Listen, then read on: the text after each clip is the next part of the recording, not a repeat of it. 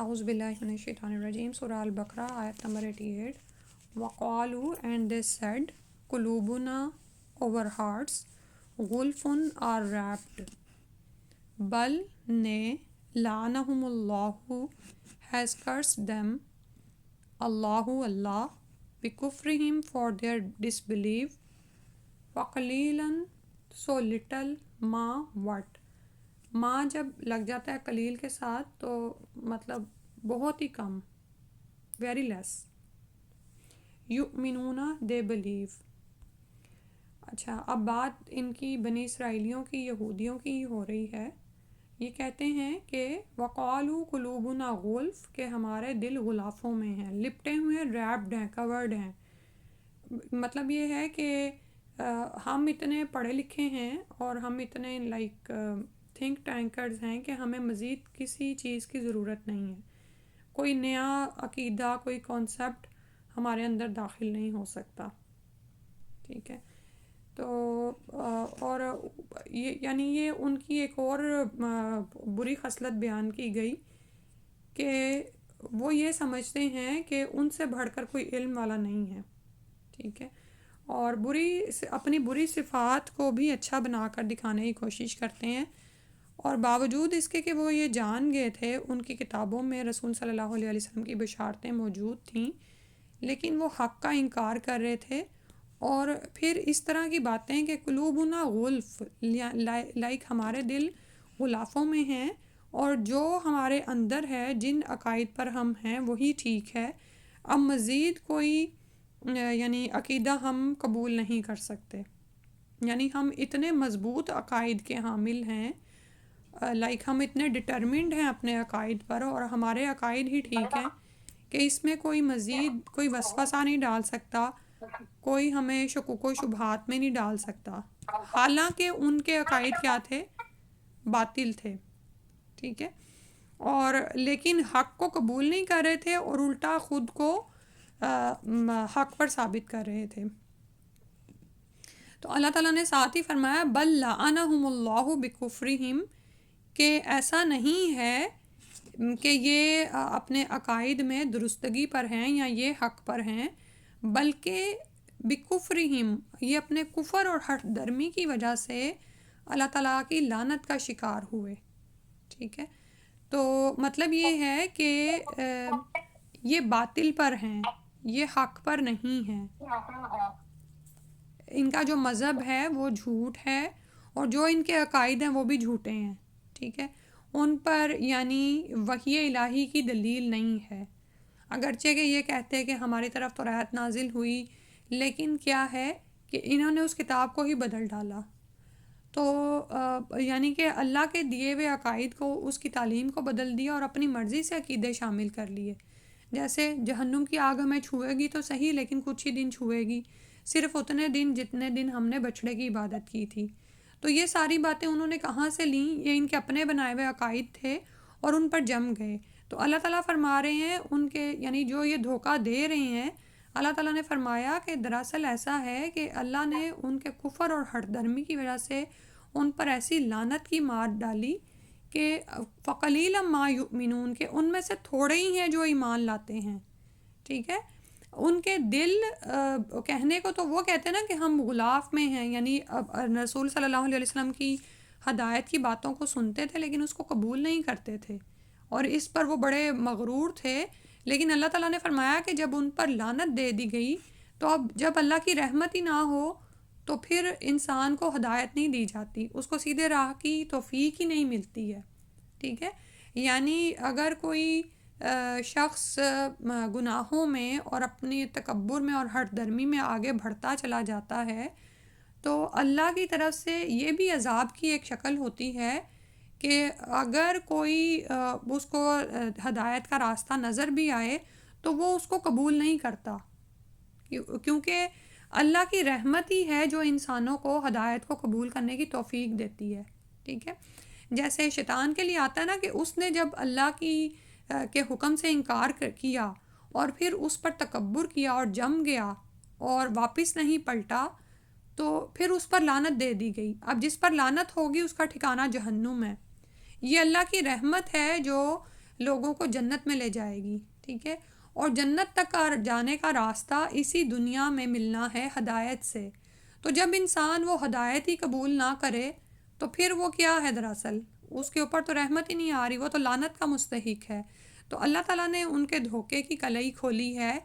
اللہ سبحانہ تعالیٰ ایسی حالت سے بچائے۔ اور یہاں پر یہود بنی اسرائیل کی بات کر کے یہ بات دراصل ہم سب کے لیے ہے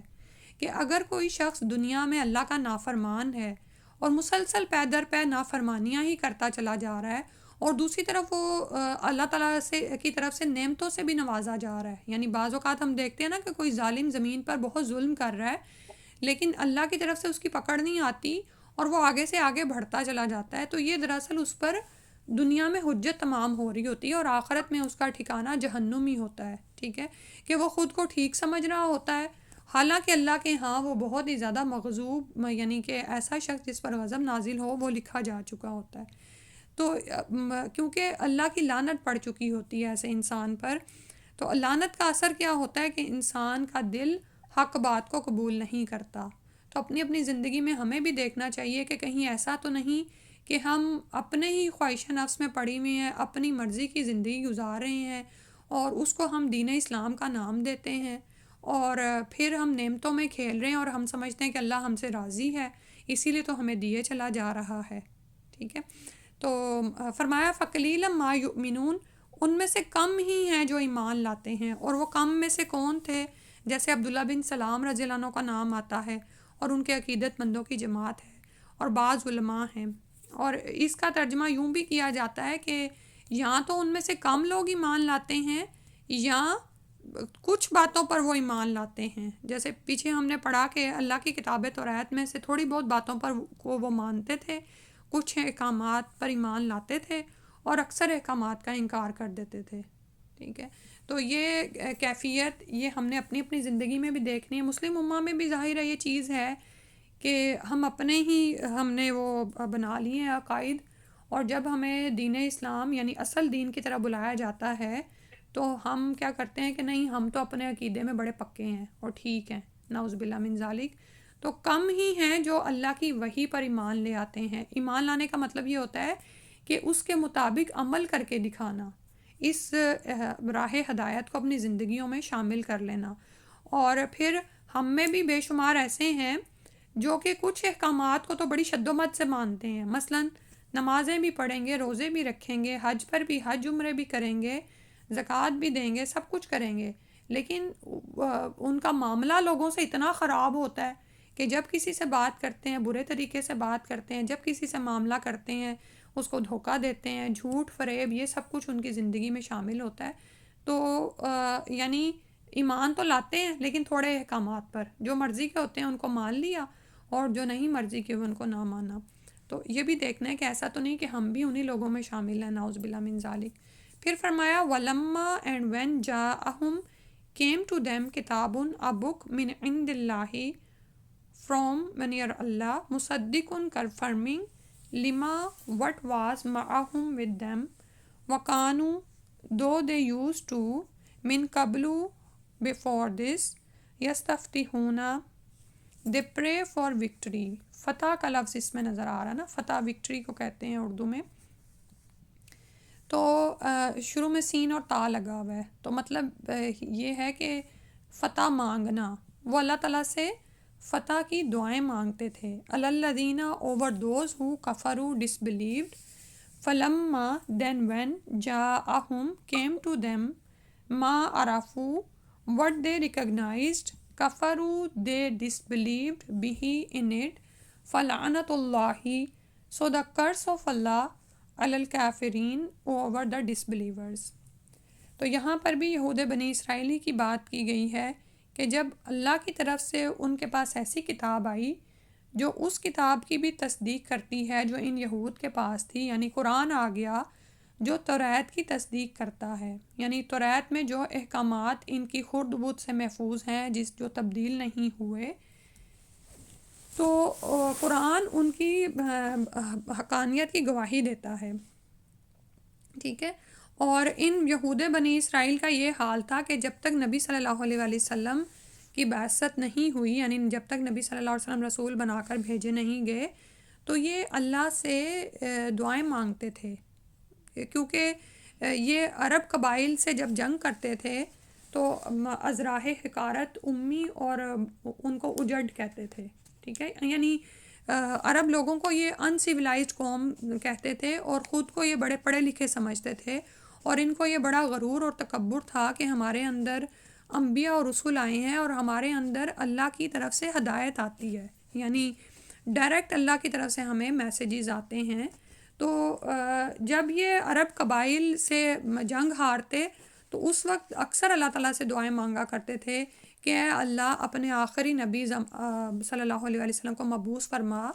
تاکہ ہم اس کے ساتھ مل کر ان کافروں کے خلاف جہاد کریں، کیونکہ ان کی کتابوں میں واضح طور پر رسول اللہ صلی اللہ علیہ وسلم کے آنے کی گلیڈ ٹائڈنگز یعنی بشارتیں موجود تھیں۔ لیکن جب وہ نبی آیا اور انہوں نے جیسے آ رہا نا کہ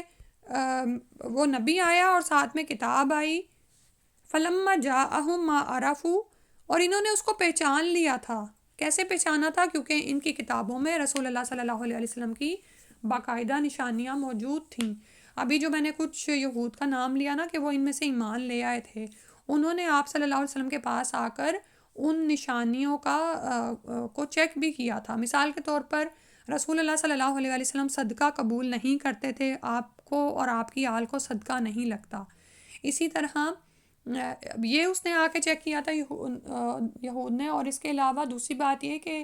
رسول اللہ صلی اللہ علیہ وسلم ہدیہ قبول کر لیتے تھے، ٹھیک ہے، اور آپ صلی اللہ علیہ وسلم کے کندھے کے پاس مہر نبوت موجود تھی، جو ایک ابھری ہوئی جیسے کوئی بٹن یا کوئی ایسی ابھری ہوئی چیز ہوتی ہے نا، وہ آپ کے مہر نبوت کی نشانی تھی۔ تو جب انہوں نے پہچان لیا کہ یہ سچا رسول ہے لیکن کفروا بھی اس کا انکار کر دیا، تو اللہ تعالیٰ فرما رہے ہیں ایسے انکار کرنے والوں پر اللہ کی لعنت ہے، کیونکہ کفر کا مطلب ہوتا ہے چھپا دینا، یعنی آپ چیز کو پہچان جاتے ہو، آپ کو سمجھ آ جاتی یہ حق ہے، لیکن آپ اس کا اظہار زبان سے نہیں کرتے، آپ اس کو دل میں ہی چھپا جاتے ہو۔ تو ایسے لوگوں پر پھر اللہ کی لعنت ہے، پھر ان کو دوبارہ ہدایت کیسے نصیب ہو، ٹھیک ہے۔ میرا خیال ہے 2 آیتیں ہی کافی ہیں، اگر آپ تیسری کر سکتے ہیں تو کر لیتے ہیں۔ جی بتائیں۔ ہم 2 کافی، اتنی ٹھیک ہے، چلیں جزاک اللہ خیر۔ بس یہ ہے کہ یاد کرنی ہے، کتنی دفعہ کی امانت ہے، 5 یا جو بھی پڑھنا ہوتا ہے، اور ساتھ میں نا تفسیر ضرور پڑھنی ہے تاکہ سمجھ آ جائے۔ جو بھی آپ کے پاس سورس ہے انگلش میں وہ ضرور ایک دفعہ